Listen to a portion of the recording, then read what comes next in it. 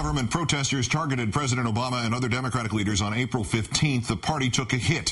When town halls raged and the teabag crowd hit Washington, the party staggered further. Now the teabag guys are on the move again, but in our third story tonight, signs that the party getting hurt by the anti-government teabag people is the Republican Party. This week's Washington Post ABC poll found 51% of Americans say that in next year's congressional vote, faced with the generic Democrat versus the generic Republican, they'll vote for the Democrat. 39% will vote for the Republican. Only 19% have at least a good amount of confidence in congressional Republicans to make the right decisions, far lower than Democrats or the president for that matter.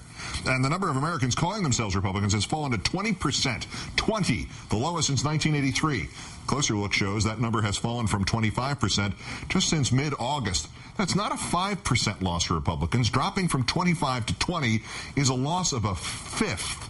Meaning since the height of town hall, Palin-Beck death panel palooza, 1 out of 5 Republicans has stopped being Republican. Republicans stopped at 25% back in March, 9 days after Teabag Nation. Republicans were down to 21%. So naturally, Republicans are trying again. That's right. Tea Party Express 2 launches this weekend, coming to 38 cities, according to its press release, 37 on their website. Oh, well, previous Tea Parties so successful they now have to hold them in such venues as Wichita's Lawrence Dumont Stadium parking lot, Fallon, Nevada's old Walmart parking lot, a high school auditorium in Tri-Cities in Washington, Bozeman, Montana's Heritage Christian School Gymnasium, and in Amarillo, Texas, John Stiff Memorial Park, picnic area number 4. Seriously, picnic area number 4. Don't interrupt the outing in area number 3, please. A dozen cities have no venue listed at all. According to the tour's Facebook page, 192 people are planning to attend these rallies. In its own press release, a spokesman says about its new video, the web video promoting the tour, quote, "The tone of the ad is upbeat and positive. The name of the upbeat, positive ad is Countdown to Judgment Day." And here is what upbeat and positive sound like to these people. If you've had enough of the out-of-control spending, bailouts, higher taxes, a spiraling national debt, and big government liberalism, then we invite you to join the Tea Party Express rally nearest you. We'll send a message to the politicians. Come Election Day, we're going to hand you a pink slip and take our country back. Let's bring in upbeat and positive MSNBC political analyst Richard Wolff, author of Renegade, The Making of a President, and a senior strategist at Public Strategies. Richard, good evening. Good evening, Keith. Correct me if I'm mistaken here, but have not Fox and Rush Limbaugh and Glenn Beck and Michael Steele and Sarah Palin, have they all not sold us on a narrative that it's the Democratic Party that is in trouble after all of this?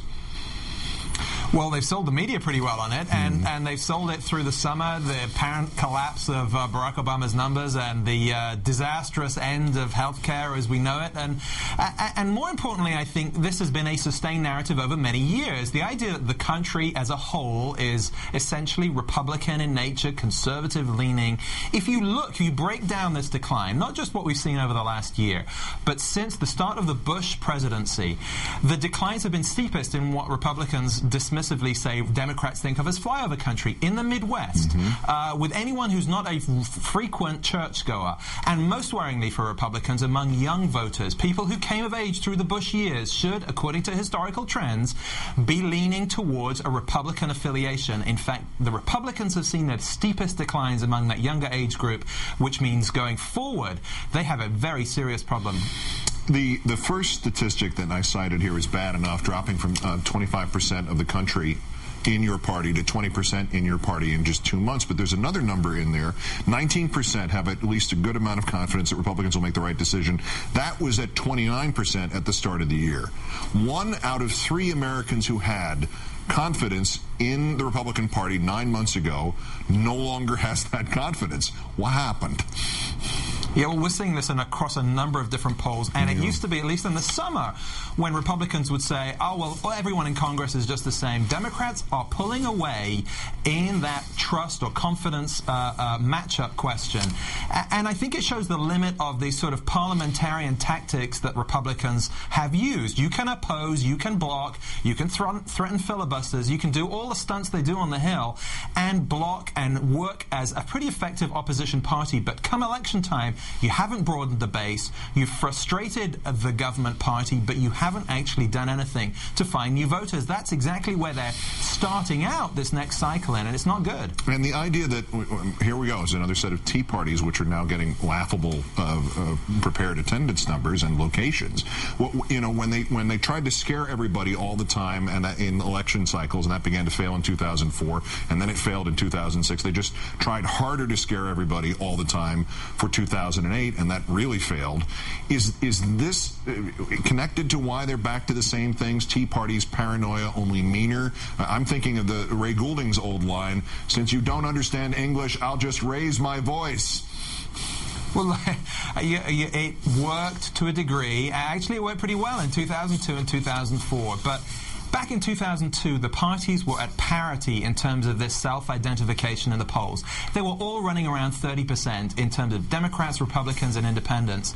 Those tactics, different era, they just haven't worked in the latter Bush years. So, you know, they're going to scare people all the way to an independent party. Richard Wolff of MSNBC, author of Renegade, senior strategist with Public Strategies. As always, great thanks. Thank you, Keith.